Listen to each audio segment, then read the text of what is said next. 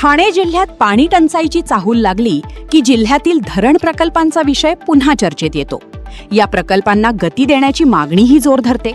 मात्र ठाण्यासारख्या वेगाने वाढणाऱ्या जिल्ह्याचा पाणी प्रश्न केवळ एका धरणाने सुटणारा नाही.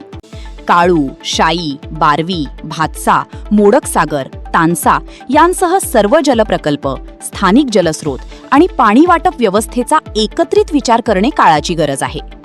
गेल्या काही वर्षात ठाणे जिल्ह्याची लोकसंख्या झपाट्याने वाढली आहे. नवीन गृहनिर्माण वसाहती, औद्योगिक विस्तार आणि शहरीकरणामुळे पाण्याची मागणी सातत्याने वाढत आहे. दुसरीकडे पावसाचे बदलते स्वरूप आणि हवामानातील अनिश्चितता यामुळे जलसाठ्यांवर अतिरिक्त ताण निर्माण होत आहे. अशा परिस्थितीत केवळ नवीन धरणे उभारण्यावर भर देणे हा अपुरा दृष्टिकोन ठरतो.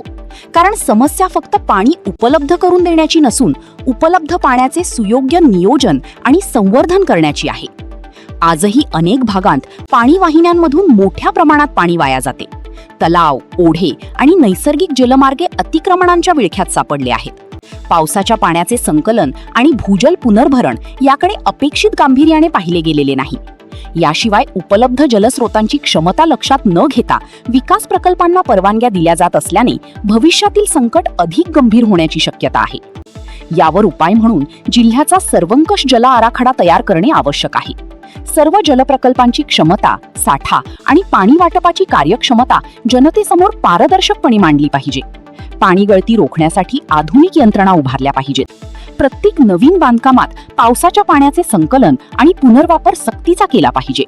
तसेच तलावांचे पुनरुज्जीवन, जलमार्गांची मुक्तता आणि भूजल वाढीसाठी वेळबद्ध कार्यक्रम राबवले पाहिजेत. पाणी हा केवळ पुरवठ्याचा विषय नाही, तो दूरदृष्टी, शाश्वत नियोजन आणि सामूहिक जबाबदारीचा विषय आहे. त्यामुळे प्रत्येक उन्हाळ्यात केवळ काळू प्रकल्पाभोवती चर्चा फिरवण्याऐवजी संपूर्ण जलव्यवस्थेचा प्रामाणिक आढावा घेऊन दीर्घकालीन उपाययोजना करणे हाच ठाण्याच्या पाणी सुरक्षेचा खरा मार्ग आहे.